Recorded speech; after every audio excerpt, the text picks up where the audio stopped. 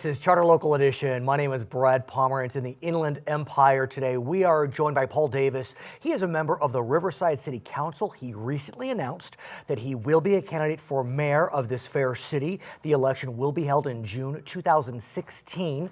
The current mayor, Rusty Bailey, it's his first term. He had been elected after the retirement of Ron Loveridge, a longtime mayor, a much loved and revered mayor. So talk to us about your decision to seek the top office in the city of Riverside. Well, decisions like that are not always easily come about. Right, no doubt. It's not something that you just decide the next day to wake up and say, Right. I'm going to run for mayor. Yes, yes, right. It doesn't work that way.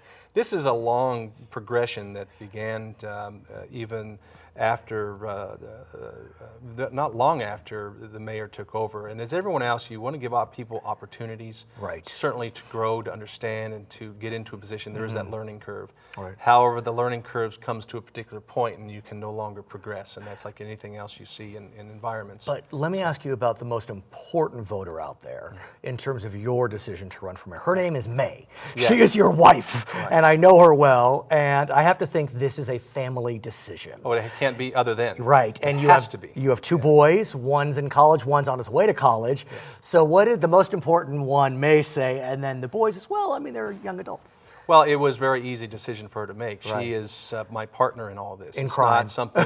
Yeah, if you want to put it in that way, some people would agree with that. But you have to have the family buy-in. The family has to be 100%, and they are. Right. And so when I brought this to her about 6 months, when I finally made the decision, right, she said, "Okay, we've had the discussion. Let's right, talk about it. Then let's sleep on it for a little." Sure, bit. of course. Because we do very well in Ward 4. Right. I would like to say we're very well respected. We're very attentive to the constituency who hired me to do a job. And you're a businessman as well. Yes. So you're busy. Yes. She's busy. I mean, right. she's very active. For those that don't know May Davis, she's very active in this right. community. That's right. And so this is a lifestyle change. So it is puts additional time on our plate that has to be taken, and we carve out that time and go forward. So fast forward to today, we've made that decision. Right. The campaign kickoff will be tomorrow, Saturday. Right. Don't say the date. We'll see. It'll And, happen soon. We are going forward full steam, and we have gained an enormous amount of support from all sectors, from business to private, and certainly throughout many, if not all, of the wards. I can't tell you specifically which person lives in which ward, and I don't think you can. But let's talk about running in a city like Riverside. Right. This is a pretty large city. It's not Los Angeles, but 320,000 residents, fairly spread out, not super compact, not hugely spread out, but you know, it can't be easy to run in a city with hundreds of thousands of voters. That is correct, and so there are strategies, and in any election strategy, I'm an analytical, and my team is analytical, and we look at the numbers. We look at the past 4 or 5 election cycles and who's voting, who's not. You look at who your audience is, and your market is dictated based on that audience look, and that's how you determine your plan of attack, if you will, in going out, getting the job done. And citizens in this particular city expect a certain amount of engagement, and that's what they're going to see. I want to talk about the role of the mayor, though. Okay. In some cities, the mayor has a vote on the council. In some cities, the mayor is not directly elected. It rotates. In some cities, the mayor is more of a figurehead. In some cities, the mayor has a veto, but not a vote. Talk to us about the mayor of Riverside. Where does she come down? Well, our mayor is dictated in the actions, and so is the council on charter. All the powers are vested in the council members in the city, and the mayor is more of a figurehead, if you will. Right. But it goes beyond that. A mayor themselves can utilize the office of the mayor outside of the cities, especially with the influence and the ability of having the leadership and the skills, the business understanding, and the residential private understanding. Right, and the mayor does have veto, is that right? Yes. Okay, so that's it's not a vote, but it's a veto. Right. I can't think of the last time that was ever used. I mean, you're talking decades since ever been in this And situation. I was going to ask you about that. Ron Loveridge, the mayor before the current mayor, it is undeniable that he used the power of the office in the way you describe, outside of the boundaries of the city of Riverside. This was a man who was president of the California League of Cities, the National League of Cities, during the Sendai earthquake. our sister city in Riverside, Sendai, they were devastated. He was all over that. Right. And so, the current mayor, I won't speak for him, but, his approach, one could argue, has been, I'm going to look in it first, maybe explore later. Where would you come down? Well, the difference between certainly the mayor that we currently have and me as the incoming new mayor is very clear. First, I have the experience not only in the business but in the communications as well as the marketing. I understand what it takes to not only run a business, because that's what I do now, and I have multiple businesses, but to bring that to now our city, which is a business, we're a municipal corporation, understanding that we are a global market, how to reach out and how to attract, how to retain is critical.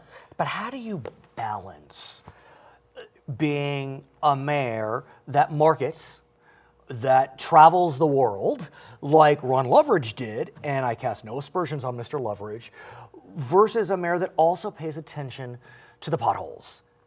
It's a tricky balance. Well, the mayor doesn't pay attention to potholes. Metaphorically speaking. Metaphorically, yes. Metaphorically. However, that is the reason why that I have and will present to the citizens of Riverside my strategic plan for the mayor's office, which we don't have right now. And anytime you take on any type of adventure, whether it be business or otherwise, you want to have a plan. The strategic plan speaks exactly to what you just said.